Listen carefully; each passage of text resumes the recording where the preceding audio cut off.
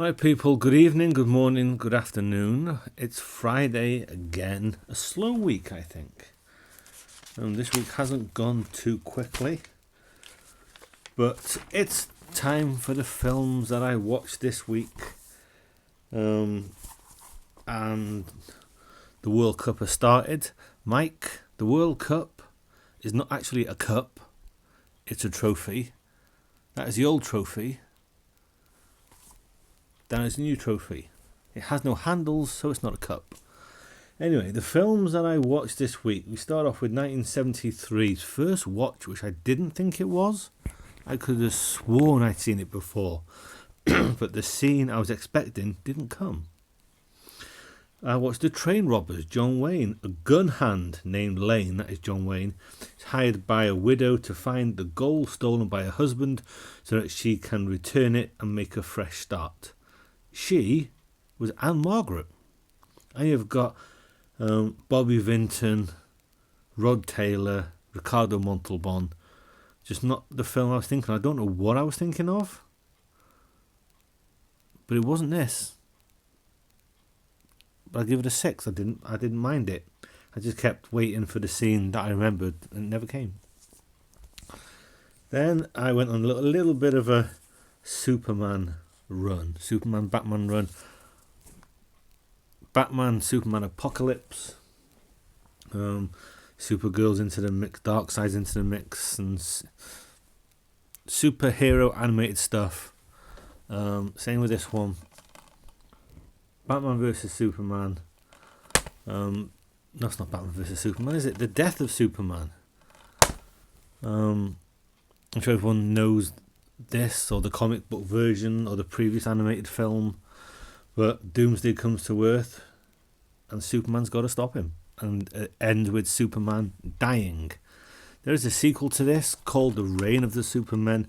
I didn't care for it, I didn't like it, so I didn't buy it, but that's fun. A lot of these animated stuff I like because they're only short and they're always full of action, so there you go. That Superman Batman Apocalypse gets an 8. Death Superman gets an 8. Then moving to 2008, What Happens in Vegas. Ashton Kutcher, Cameron Diaz, they both go to Vegas separately.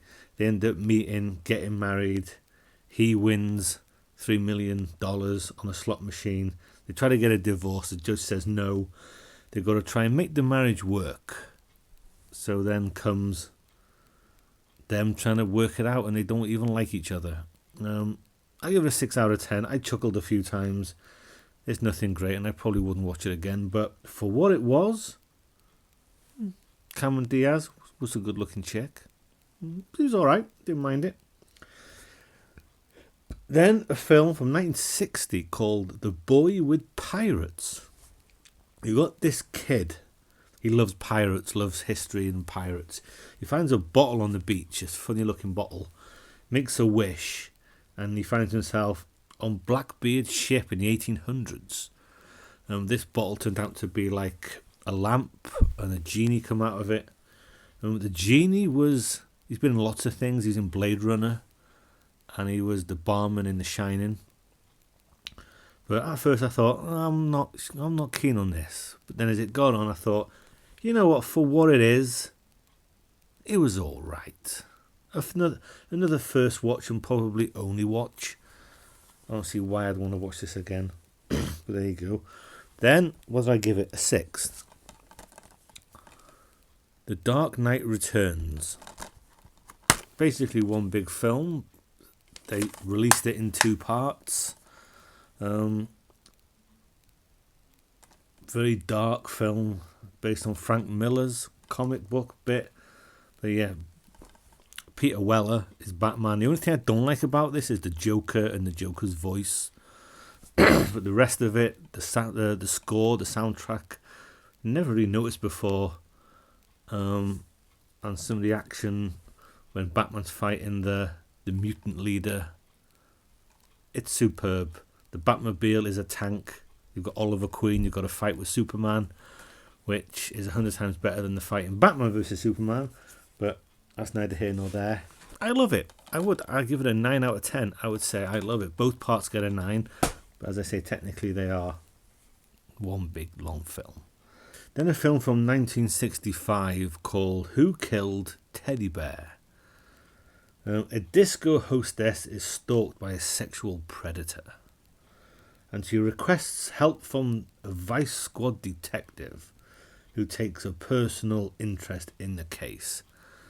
But this, for a big part of the film, all the sexual predator does is phone her up and says a few words to her.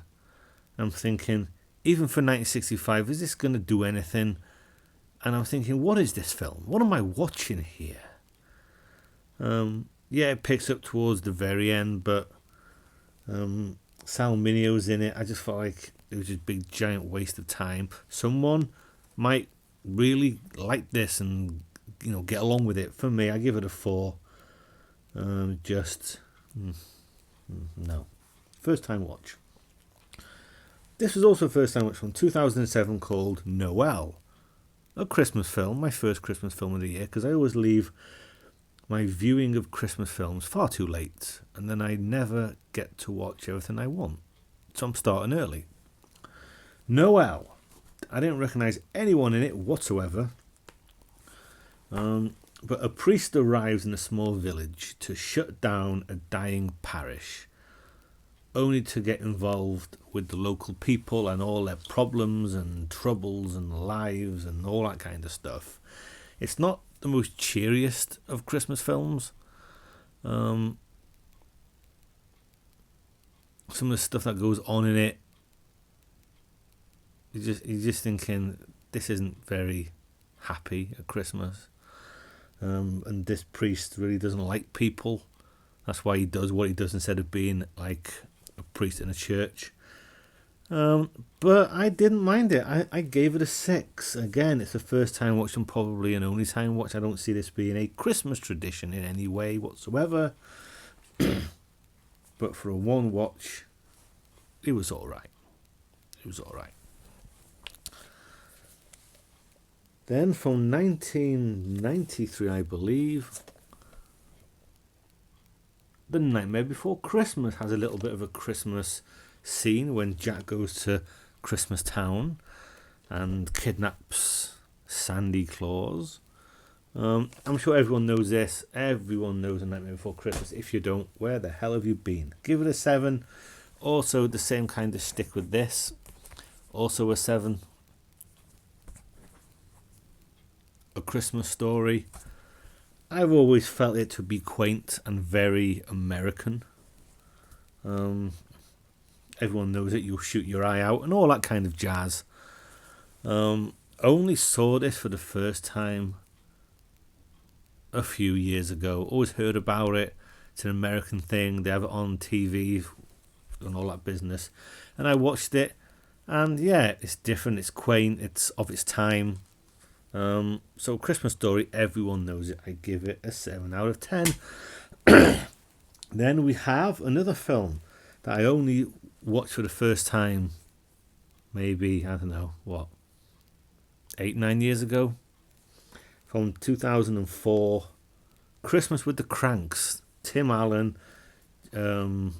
Jennifer, Jamie Lee Curtis, Dan Aykroyd. The Cranks, everyone knows it. I'm sure everyone knows it. It's not, again, it's kind of humbuggish in the middle and at the beginning, but then it gets into Christmassy towards the end. The Cranks aren't doing Christmas. They're going to skip. They're going to go on a cruise. The neighbours don't take too kindly to it until the daughter's coming home and everything changes. Got really Christmassy, really festive towards the end. But I like it. I give that one a 7 out of 10 as well. And that is everything that I've watched this week, because the World Cup is a week old. Wales did alright in the first game against the Yanks. They play again after this video. No, before this video, but after I filmed it, so I don't know the score when they play tomorrow. But anyway, they're the films I watched this week, and that's it.